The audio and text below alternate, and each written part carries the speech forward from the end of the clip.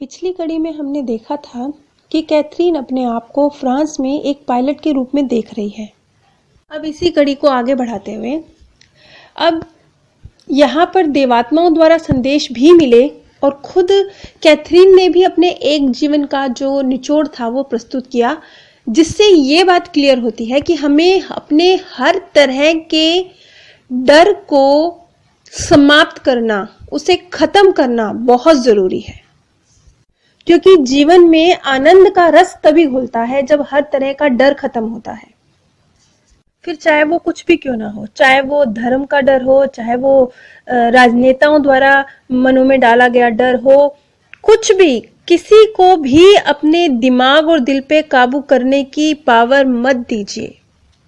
अब आगे जो कैथरीन और ब्रैनविस के बीच बातचीत हुई, क्या तुम्हारे कोई दोस्त बच्चे हैं? हाँ, कुछ अभी जिंदा हैं। क्या तुम्हारे हवाई दल में कोई है जो तुम्हारे बहुत करीब है? कोई बम गिराने वाला या कोई दिशा बताने वाला अभी कोई जीवित है? नहीं, मैंने किसी को नहीं देखा, लेकिन मेरा विमान बिल्कुल सही हालत में है, उसे नुकसान नहीं पहुंचा है। क्या तुम फिर से विमान उड़ाओगे?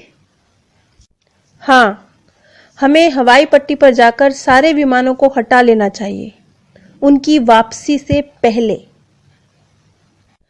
अपने विमान में वापस जाओ, ब्रैनविस ने कैथरीन को निर्देश दिए। मैं नहीं जाना चाहती। ये एक तरह से कैथरीन और ब्रैनविस के बीच में सौदेबाजी चल रही थी। ब्रैनविस उसे निर्देश दे रहे थे कि वो अपने विमान में जाए और स्पष्ट करे वहां की स्थिति, लेकिन कैथरीन नहीं जाना चाहती थी। तुम्हें उसे जमीन से हटा लेना चाहिए। इस पर कैथरीन का जवाब था, यह बड़ी बेवकूफी होगी। इस लड़ाई से पहले तुम किस तरह से काम करते थे, तुम्हें याद है? एरिक क्या करता था? मैं वायुसेना में दूसरे दर्जे का अधिकारी था। मतलब तुम पायलट थे? हाँ। तो तुम्हें अक्सर घर से काफी दूर रहना पड़ता होगा? हाँ, कैथरीन ने बड़ी ही उदासी से और कोमलता से इसका जवाब दिया। अगली उड़ान की ओर बढ़ो। अगली कोई उड़ान नहीं है। तुम्हारे साथ क्या हुआ है? हाँ, वो तेजी से सांस लेने लगी। वो बहुत ज्यादा एकदम से उत्तेजित हो गई। वो अपने मरने के दिन की ओर पहुंच चुकी थी। उसकी सांसें उखड़ रही थी। मैं आग से डरकर भाग रहा हूं। मेरा सारा दल आग के कारण बिखर गया है। क्या तुम इस हादसे में बच गए हो? नहीं, कोई भी जिंदा नहीं बचा। मैं मर रहा हूं। उसकी सांसें एक बार फिर भारी हो गई। खून, हर जगह खून है। मेरी छाती में दर्द है। मेरी छाती पर प्रहार हुआ है और मेरे पैर, मेरा गला, बहुत दर्द है। और बहुत जल्दी ही फिर उसकी सांसें एकदम सामान्य हो गई। यानी वो पायलट के रूप में अपनी मृत्यु को प्राप्त कर चुकी थी और अब मृत्यु के बाद की स्थिति थी, इसलिए वो एकदम शांत हो गई, बिल्कुल चिंता मुक्त और एकदम स्थिर। उसकी इस बदली हुई अवस्था को देखकर ब्रैनविस को समझ आ गया कि अब ये मृत्यु को पार करके उसके बाद की अवस्था में पहुंच चुकी है। अब यहीं पर मार्गदर्शकों के भी कुछ संदेश मिले। मैं उड़ रही हूं, अपने शरीर से दूर। मेरे पास शरीर नहीं है। मैं अब फिर से आत्मा हूं। शरीर का बोझ ही अपने आप में बहुत है। शरीर से बाहर निकलते ही सोल अपने आप को इतना हल्का, उड़ता हुआ महसूस करती है। यहाँ हमेशा कैथरीन ने जब भी मृत्यु के बाद की स्थिति का वर्णन किया है, हमेशा एक हल्केपन की, आनंद की अवस्था को बयां किया है। तुमने अपने पिछले जीवन काल से क्या सीखा? मैंने नफरत के बारे में सीखा। बेवजह की हत्याएं, गलत दिशा में नफरत भरी गई। जो लोग नफरत करते हैं वो जानते भी नहीं कि वो ऐसा क्यों कर रहे हैं। अब ये वाली जो लाइन है कि जो लोग नफरत करते हैं वो जानते भी नहीं वो ऐसा क्यों कर रहे हैं, इस बात को इसी तरीके से समझिए कि जो लोग धर्म के नाम पर नफरत फैलाते हैं वो इस हकीकत से वाकिफ भी नहीं है कि वो किस तरीके से यूज हो रहे हैं अपने नेताओं द्वारा या धार्मिक नेताओं द्वारा, किस तरीके से वो यूज हो रहे हैं और उन लोगों के प्रति नफरत क्रिएट कर रहे हैं जिन लोगों को वो जानते भी नहीं है, जिन लोगों की कोई गलती भी नहीं है। अब आज के समाज की बात अगर की जाए तो ये बात बहुत सटीक बैठती है। अब यहाँ पर एक बात को ध्यान दीजिएगा कि जैसे कि जब किसी धार्मिक नेता या राजनेता का या फौज में भी किसी के दिए हुए आदेश का अंधा अनुकरण किया जाता है तो उसे एक फर्ज समझ के, उसे एक धार्मिक ड्यूटी समझ के या उसे एक देश के प्रति अपनी ड्यूटी समझ के फॉलो किया जाता है। लेकिन जब कैथरीन एक आत्मा के रूप में सोच रही है, एक आत्मा के रूप में उत्तर दे रही है, तो उसने इस चीज को भी गलत बताया। उसने ये चीज स्पष्ट करी, उसने काफी डिटेल में इस चीज को स्पष्ट नहीं किया, बहुत ही कम शब्दों में उसने सिर्फ हाँ में उत्तर दिया। जैसे कि ब्रायन विस का सवाल था, क्या यह देश के प्रति कर्तव्य से बढ़कर है? कुछ ऐसा है क्या जिससे तुम हत्याएं रोक सकते हो? अगर तुमने आदेश भी मिला तब भी स्वयं के प्रति एक कर्तव्य। यहाँ पर ब्रायन विस का मतलब इस बात से है कि चाहे तुम्हें आदेश मिला हो किसी की हत्या करने का, किसी के भी द्वारा, नेता के द्वारा, धर्म के द्वारा, जिसके भी द्वारा, तो क्या तुम्हारा एक आंतरिक कर्तव्य भी तो है। तुम भी तो मतलब एक मनुष्य हो, तो तुम्हारी अंतरात्मा का भी तो एक कर्तव्य है।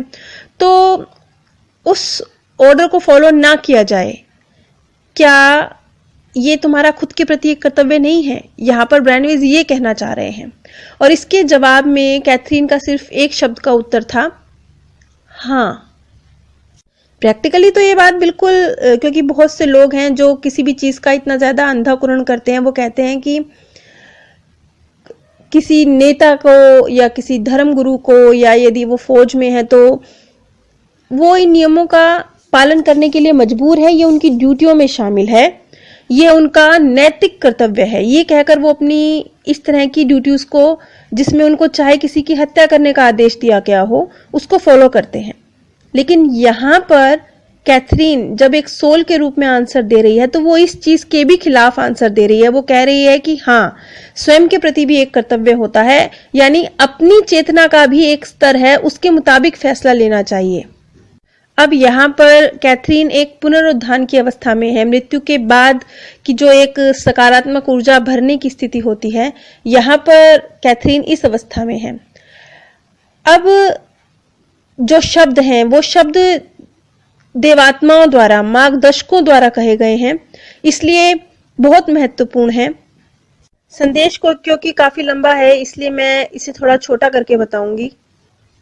तुम्हें उनके दिमागों से डर को निकाल फेंकना चाहिए, ये मार्गदर्शक के शब्द हैं। अगर उनके दिमागों में डर मौजूद है तो ये ऊर्जा की बर्बादी है। ये उन्हें संतुष्टि प्राप्त करने से रोकता है जिसे वो प्राप्त करने के लिए भेजे गए हैं। अपने आसपास के संकेतों को प्राप्त करो। ऊर्जा, सब कुछ ऊर्जा है। काफी बेकार जा चुकी है पहाड़ों में। पहाड़ों के अंदर बहुत शांति है, उनके केंद्र में शांति है। साधारण मानव सिर्फ बाहर की ओर देख सकता है, लेकिन तुम काफी गहराई में जा सकते हो। ये देवात्मा के ब्रायन विस को कहे गए शब्द हैं। ये मैसेज एक तरह से सिर्फ ब्रायन विस के लिए है। आत्माओं की दुनिया में आपको इंतजार करना होगा, तब कहीं जाकर पुनरुत्थान होता है। ये नवीनीकरण की अवस्था है, यह आयाम है। बाकी आयाम जैसा जहां आप उस अवस्था तक पहुंचने में लगभग सफल हो चुके हैं। ये बात सुनकर ब्रायन विस थोड़ा हैरानी में पड़ गए कि ये किस नवीनीकरण की अवस्था तक वो पहुंच सकते हैं और वो किस अधिकांश अवस्थाओं तक पहुंच चुके हैं। उन्होंने बहुत ही सरलता से ये प्रश्न पूछा क्योंकि उन्हें ये बात समझ नहीं आ रही थी। अब देवात्मा ने एक बार फिर ब्रायन विस को जवाब दिया, हाँ, तुम बाकी लोगों से ज्यादा जानते हो, तुम ज्यादा समझ गए हो। उनके साथ तुम धैर्य रखो। उनके पास वह ज्ञान नहीं है जो तुम्हारे पास है। तुम्हारी मदद के लिए देवदूतों को भेजा जाएगा, लेकिन तुम जो कर रहे हो वो सही है। इसे जारी रखो। यह ऊर्जा कभी भी व्यर्थ नहीं जानी चाहिए। तुम्हें डर से मुक्त होना चाहिए। यह एक अच्छा हथियार होगा।